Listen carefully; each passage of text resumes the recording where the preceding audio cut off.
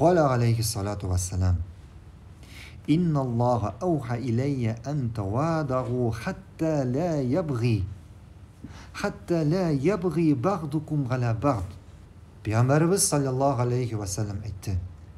Шындыкта Аллах миңа тыйнак булырга һәм безгә, ягъни мөселманнарга, бер-беребезне рәнҗетмәскә әмер итте. Ягъни Аллах пәйгамбәребезгә әмер иткән тыйнак булырга мөселманнарга карата. Peygamberimiz sallallahu aleyhi ve sellem Allah'ın en yaxşı mahluku kişiler arasında. Yani Peygamberimiz sallallahu aleyhi ve sellem kişiler arasında en yaxşısı. Bizge, adi kişilerge, bir-birimiz arasında bigirek teynak bulurga gerek. Bigirek teynak bulurga gerek. Hem bir-birimizini rencitmezke emretti dedi. Yani Müslümanlar bir-birisin rencitirge teyiş değiller. Anladınız mı? Şolay biz sizinle başka hadislerde öttük.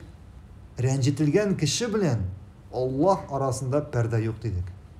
Rencitilgen kişi bilen Allah arasında perde yok.